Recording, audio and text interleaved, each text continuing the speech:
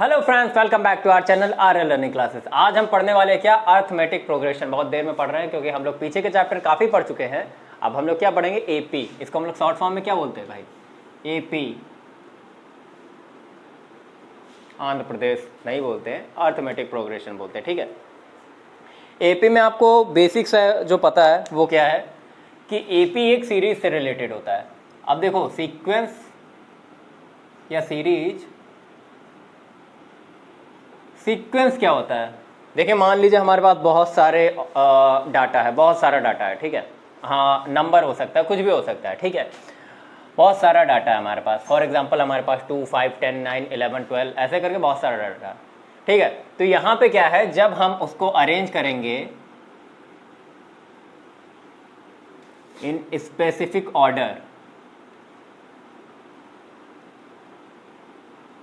जब हम किसी डाटा को इस एक स्पेसिफिक ऑर्डर में इंक्रीजिंग या डिक्रीजिंग में अरेंज करते हो तो उसमें हम सीक्वेंस बोल देंगे। ठीक है, लेकिन अर्थमेटिक प्रोग्रेशन क्या होता है, एपी एक स्पेशल टाइप का सीक्वेंस है। ठीक है, एपी क्या है, एपी में सीक्वेंस जो होता है वो एक स्पेशल टाइप फॉर्म करता है जिसमें कि जो पहला टर्म है, फॉर एग्जांपल हमारे पास कुछ डाटा है A1, पहला टर्म A1 है, A2 है, A3 है, ऐसे कुछ डाटा है और वो अरेंज हो गया खूब सारा। ठीक है, तो यहाँ पे क्या होता है, इन दोनों के बीच का डिफरेंस क्या होगा, A2 माइनस A1 अगर निकालें। ठीक है, उसके बाद इन दोनों के बीच का डिफरेंस A3 माइनस A2। ऐसे फर्दर आगे करेंगे तो क्या होगा, A4, मतलब फोर्थ टर्म से अगर थर्ड टर्म का निकालेंगे डिफरेंस तो ये सारे क्या होंगे, इक्वल होंगे। ठीक है, ये सारे क्या होंगे, इक्वल होंगे। तो अर्थमेटिक प्रोग्रेशन में जो सीक्वेंस होता है या जो सीरीज होती है उसमें क्या होता है, डिफरेंस इक्वल होते हैं। मतलब प्रीसीडिंग टर्म से जो टर्म है उससे प्रीसीडिंग टर्म का डिफरेंस क्या होता है, इक्वल होता है। तो हमेशा हम क्या करते हैं, आगे वाले टर्म से पीछे वाले टर्म को सबट्रैक्ट कर देते हैं। अब सीरीज तो आपको पता है, खूब सारे नंबर्स लिखे हैं, उन्हें अगर हम एक सीरीज में इंक्रीजिंग या फिर डिक्रीजिंग ऑर्डर में लिखते हैं। ठीक है, तो उसमें क्या होता है, इंक्रीजिंग या डिक्रीजिंग ऑर्डर में लिख रहे हैं तो अगर वो एपी है तो सबसे बड़ी पहली कंडीशन क्या होगी कि सारे टर्म्स का डिफरेंस सेम आएगा। मतलब 2 कॉन्जिक्यूटिव टर्म का डिफरेंस कहीं से भी उठा के ले लेंगे तो वो सेम आएगा। ठीक है, मतलब अगर पहले में 2 का डिफरेंस तो दूसरे में भी 2 का ही डिफरेंस होना चाहिए। ठीक है, कम नहीं हो सकता। तो इन सब की वैल्यू इक्वल होती है, इसको हम क्या बोलते हैं, डिफरेंस। तो यहाँ पे हमारा एक टर्म इंट्रोड्यूस होता है, वो क्या होता है, कॉमन डिफरेंस।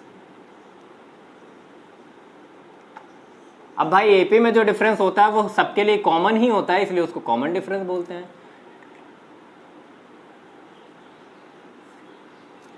इसको हम किससे डिनोट करेंगे, इसको हम डिनोट करेंगे डी से। निकालेंगे कैसे, जैसे A1, A2, A3, A4, A5 ऐसे करके A डॉट डॉट करके n टर्म है हमारे पास। मान लीजिए n कोई नंबर है, मान लो वो 10 हो सकता है, 11 हो सकता है, 50 हो सकता है, 25 हो सकता है। तो यहाँ पे क्या होगा, d की वैल्यू जो होगी A2 माइनस A1 किसके इक्वल होगी, A3 माइनस A2। ठीक है, 3 से एक कम।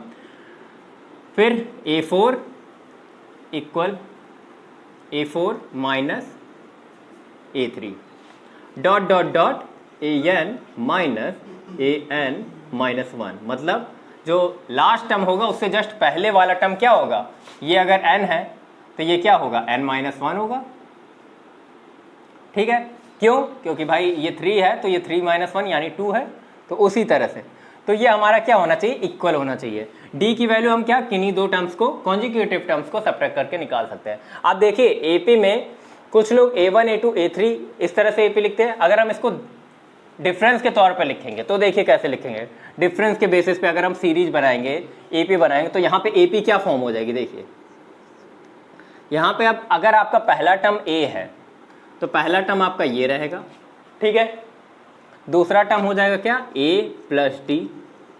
इसको टर्म बोलते हैं ये जो इंडिविजुअल होते हैं। ठीक है, कुछ लोग इसे ए लिखते हैं, मतलब इस तरह से A1, A2, A3 लिखते हैं। कुछ लोग T1, T2, T3 भी लिखते हैं। ठीक है, Tn तक, तो उसमें कंफ्यूज मत होइएगा। तो यहाँ पे a है पहला टर्म, दूसरा टर्म क्या है, d बढ़ गया। ठीक है, डिफरेंस ऐड हो जाता है हर बार, तो a प्लस डी हो जाएगा। फिर a प्लस 2d हो सकता है, ठीक है, a प्लस 3d हो सकता है, ऐसे कर करके आगे a प्लस n क्या होगा, इसके लिए अभी हम छोड़ते हैं, आगे बताते हैं। यहाँ पे क्या है, पहला टर्म a है, ठीक है, तो ये हमारा क्या है, हम इसको हमने कहा था t1 भी लिख सकते हैं, ये t1 है, ये क्या है t2। अब t2 में से t1 माइनस करेंगे तो a plus D minus a क्या आएगा डिफरेंस, d आएगा, d ही आएगा भाई, आप करके देख लीजिए, इससे इसको माइनस कर दीजिए। अब यहाँ पे t3 हमारा टर्म है, a प्लस 2d से अगर a प्लस डी माइनस करेंगे तो a तो कैंसिल हो जाएगा, 2d से d माइनस होगा तो क्या आएगा, d आएगा। तो यहाँ से यहाँ का डिफरेंस कितना है, यहाँ से यहाँ का डिफरेंस कितना है, d, यहाँ से यहाँ का डिफरेंस कितना है, d, ठीक है, यहाँ से यहाँ का भी डिफरेंस आपका d आ जाएगा, ठीक है। पर आप एक चीज़ देखिए, जब 1 था तो जो है d था नहीं, जब 2 था तो यहाँ पे 1 d था, जब 3 था तो यहाँ 2d था, इसको हम 1d बोल सकते हैं। 2 था तो 1d था, यहाँ पे 3 था तो 2d था, यहाँ 4th टर्म है, ये 4th टर्म में एक कम d है, मतलब 4 माइनस 1 3d, तो nth टर्म में क्या हो जाएगा, a plus n minus 1 into D, ठीक है।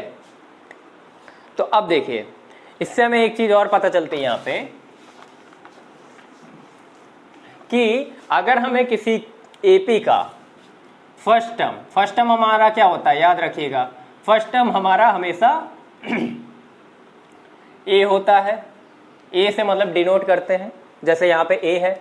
उसके बाद डिफरेंस हमारा सी डी, अगर हम बोले कॉमन डिफरेंस तो वो क्या हो जाएगा, डी हो जाएगा, डी हो जाएगा। अगर हमें ये दोनों पता है तो nth टर्म की वैल्यू क्या होगी, वेरिएबल के फॉर्म में क्या होगा वो हम निकाल लेंगे। ये होगी कैसे होगी, देखो tn अगर बोले, या कुछ लोग इसको an भी बोलते हैं, तो an की वैल्यू क्या हो जाएगी, a plus n minus 1 into D, ये हो जाएगी। अब यहाँ पे a की जगह हम फर्स्ट टर्म की वैल्यू रख लेंगे, d की जगह डिफरेंस रख लेंगे ना, n की जगह हमें जो भी नंबर का टर्म निकालना है। फॉर एग्जांपल हम यहाँ पे एक एग्जांपल से सॉल्व करते हुए चलते ताकि आपको ज़्यादा डाउटफुल ना लगे कंडीशन।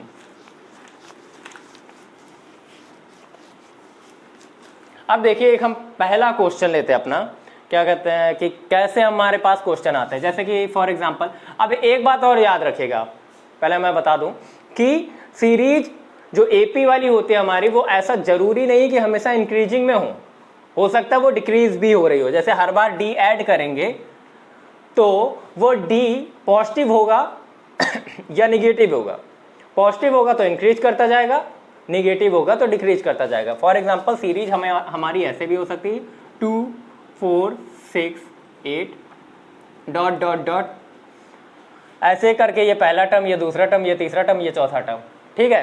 तो हमें यहाँ पे बताना है कि यहाँ पे जो 21 टर्म आएगा उसकी वैल्यू क्या आएगी। तो देखिए, nth टर्म की वैल्यू निकाली है हमने, tn, ये tn है nth टर्म, ये an है nth टर्म, tn बोले या an बोले क्या फर्क पड़ता है। तो देखो यहाँ पे हमें a की वैल्यू क्या मिल गई, a हमारा ये है, a इक्वल है 2 के, d की वैल्यू क्या मिल जाएगी भाई, सेकंड से फर्स्ट माइनस कर दे, 6 से 4 सबका डिफरेंस इक्वल है, पहले तो यही चेक करना है कि ये एपी है कि नहीं है। यहाँ 8 माइनस 6 कितना आ रहा है, 2, 6 माइनस 4 2, 4 माइनस 2 2, तो ये पता चल गया। अब डी की वैल्यू निकालेंगे, हाँ ये एपी है, पहले हम वो चेक करेंगे कि हाँ ये एपी है कि नहीं है, एपी है ये, ठीक। अब देखिए हम डी कैसे निकालेंगे, a2 माइनस a1 यानी कि 4 माइनस 2, यहाँ पे वैल्यू क्या आ गई, 2 आ गई, डी की वैल्यू आपकी 2 आ गई। अब nth टर्म पूछा है, यहाँ पे nth टर्म का मतलब क्या है, लास्ट टर्म 21 है मान लो, ठीक है, तो यहाँ पे n की वैल्यू क्या हो गई, 21 हो गई। अब सिंपल ये इसमें पुट कर देना है an में, तो a21 निकालना में, a21 टर्म निकालना है, तो हम n की जगह क्या रखेंगे, an की जगह रखेंगे 21, a plus n minus 1 into D, a की वैल्यू क्या है भाई, 2 है, हमारा फॉर्मूला यही था, a की जगह हम रखेंगे 2, n माइनस 1 21, n की जगह 21 है, माइनस 1 इंटू डी की जगह क्या हो जाएगा 2 हो जाएगा। यहाँ पे क्या हो जाएगा 2 प्लस 20 इंटू 2, 22 जो कितना होता है 40, और 40 प्लस 2 कितना आ जाएगा 42। तो यहाँ पे हमें पता चल गया कि क्या है 42, आंसर 42 मिल जाएगा। उसके बाद देखिए ये तो हमें पता चल गया। अब जरूरी नहीं कि सीरीज हमेशा इंक्रीजिंग में हो 2 4 6 8, ठीक है।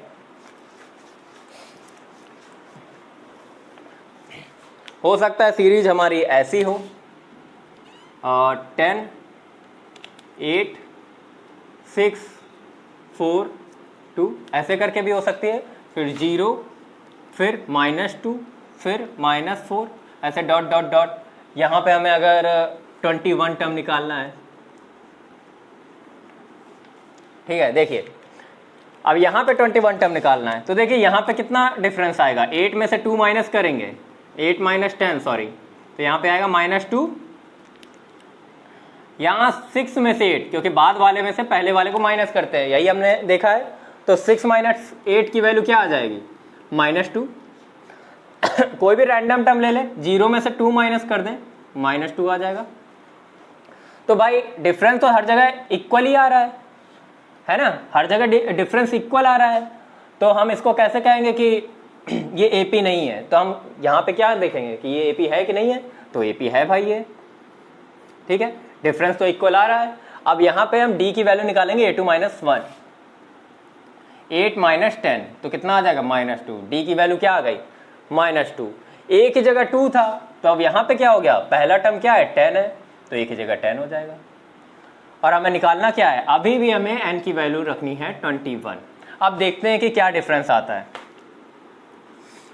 a 21 निकालना है, a plus n-1 into D हमारा फॉर्मूला है, ठीक है, a plus n-1 into D. तो a 21 है, a की वैल्यू क्या है 10 रख देंगे। a हमारा क्या है फर्स्ट टर्म, याद रखिएगा, ये बात बार बार बोलते जाइए तो आपको याद होता जाएगा। डिफरेंस d क्या है हमारा -2, तो d की जगह -2 रख देंगे, n की जगह 21 रख देंगे। एक बात याद रखिएगा कि a d दोनों ही माइनस में हो सकते हैं, ठीक है, पर n की वैल्यू कभी माइनस में नहीं हो सकती। n सिर्फ काउंटिंग नंबर होंगे। हम कैसे काउंट करते हैं, 1 2 3 4 ऐसा तो काउंट नहीं करते कि -1 -2 -3 नहीं काउंट करते ना। तो यहाँ पे टर्म क्या काउंट करते हैं हम लोग, 1 2 3 4 ऐसे करके काउंट करते हैं। नेचुरल नंबर्स में काउंटिंग हमारी होती है। इवन 0 की भी कोई इज्जत नहीं होती है काउंटिंग में, 0 से भी हम लोग काउंट करना नहीं, हमारे पास कितने पैसे 0 1 2 ऐसे तो नहीं करते ना, हम लोग 1 2 3 4 से करना शुरू करते, तो वही चीज़ है। तो ये जो टर्म्स का नंबर है ये कभी निगेटिव नहीं हो सकता, ठीक।